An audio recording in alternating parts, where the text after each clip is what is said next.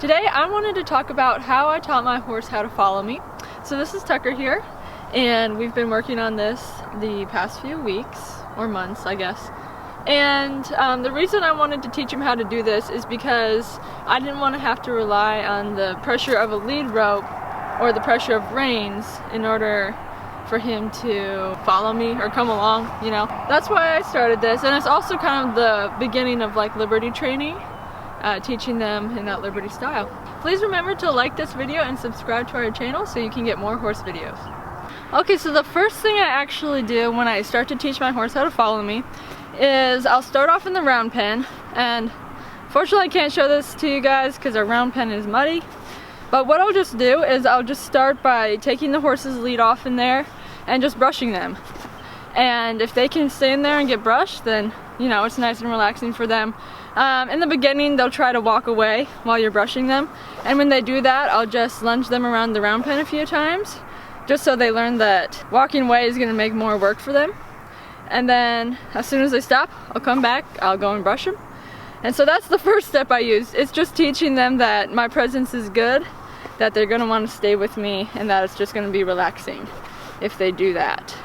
And so once I do that, I go on to this next step that I'll show you guys. I have my halter, lead rope, and then a lunge whip. Once again, don't use the lunge whip to hit the horse. All I'm using the lunge whip for is like an extension of my arm so I can communicate with my horse. I'm not smacking them. All I'm doing is I'm just gonna like wave it behind me or tap the ground with it, just so he knows really what I'm cueing him to do. So the first thing I'm gonna start doing is just leading him with his lead rope, but I'm gonna apply as little pressure as possible.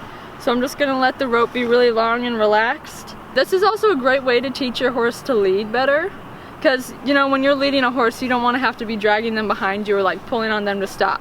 So I want him to be able to lead on a loose lead rope without pulling me or me having to drag him. So if he's getting slow, I can just kind of tap the lead rope to keep him up with me, and if he's gonna walk in front of me, I'll make him back up and get out of my space. So I actually learned this from another YouTuber a while back. For whatever reason, I just can't remember who it was. So if you're out there, I just want to say thank you. You know, what you're doing actually works, and it's helped me with my training.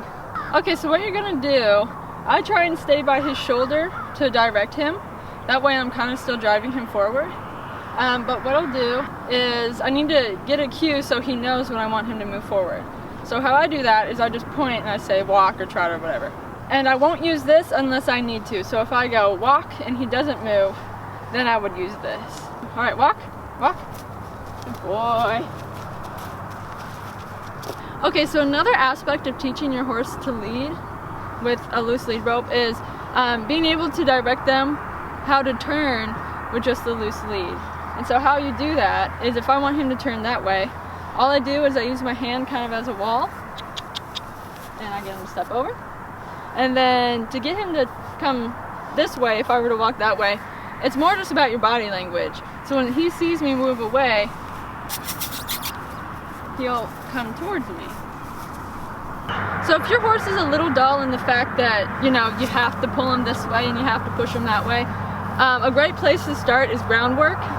And this is a whole other video in and of itself. I'll actually link a video to some groundwork below. Groundwork just helps the horse learn your body language. So he'll learn how to go off my body language and what I'm asking. So we can just move his shoulders like this, or his butt. Then we'll move his shoulder. And all he's doing is learning how to respond to my body language. See, if I step that way, he knows to swing his butt over. Step, he's gonna swing, and he's to the point where all I really have to do is point, and he knows to move away. Okay, so once you can walk around with a nice loose lead rope and not really have to apply that much pressure, now toss the rope over the neck and tie it off over here. Now what you're gonna do is you're gonna try it without your lead rope, but you also have this security, so if they start to walk away with you, you can grab them. I would start this in the round pen just because it's a little bit more controllable environment and you can catch your horse if it takes off. Do not start it out in a big field like this, but since this is what we have today, this is how we're gonna do it. And all I'm gonna do is I'm gonna walk around like this.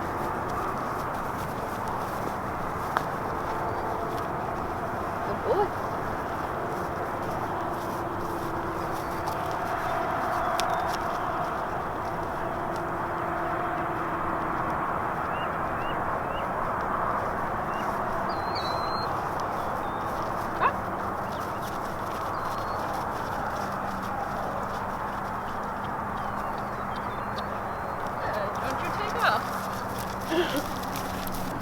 this is a learning process. Your horse probably will take off at some point like this. So what you can do, if you're able to snatch the rope before they do that, is, so for example, if he was to take off, all I would do is grab the rope, and then I just begin working him in a circle. Come on! Just doing groundwork like this. Because groundwork helps them focus. So it's going to help him focus back on you. And I'll ask him to like move his hind end. I'll ask him to move his shoulders. And so I'm just getting him back focused on me, and also reinforcing that if he's going to do that, if he's going to try and take off, it's going to be way more work for him. Groundwork really helps him focus, so that is a great way to kind of correct that behavior of wanting to take off from you. Because when they want to take off, it's usually because they're not really focused on what you're asking of them anymore. Like if he's looking out at the horses grab his attention, and then he's going to want to take off and see them. Okay, and so the last part of getting your horse to follow you is to actually take off the halter and the lead rope. And this way you're actually giving them the complete freedom to make up their mind whether or not they want to follow you.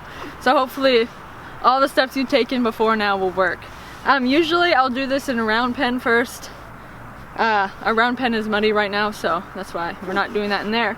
But once I get him comfortable in the round pen, I'll usually start out in his field, just because it's a familiar place, and there's also distractions to teach him to look past, like the other horses and the hay and all that. A great thing to do is when you come out to get your horse from the pasture, instead of putting the halter on them, just start leading them in.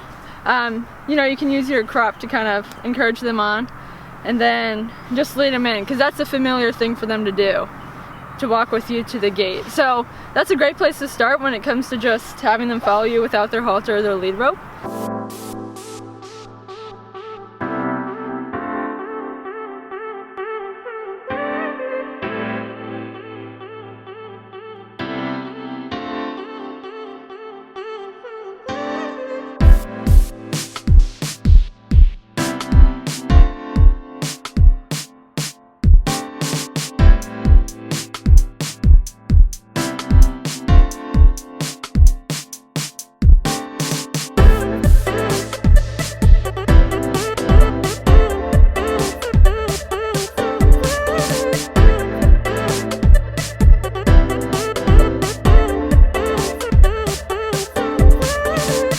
Thank you guys so much for watching this video. I hope you enjoyed it. If you did, go ahead and subscribe to our channel. We are sharing new horse videos every week, so there will be more to come. What a good boy.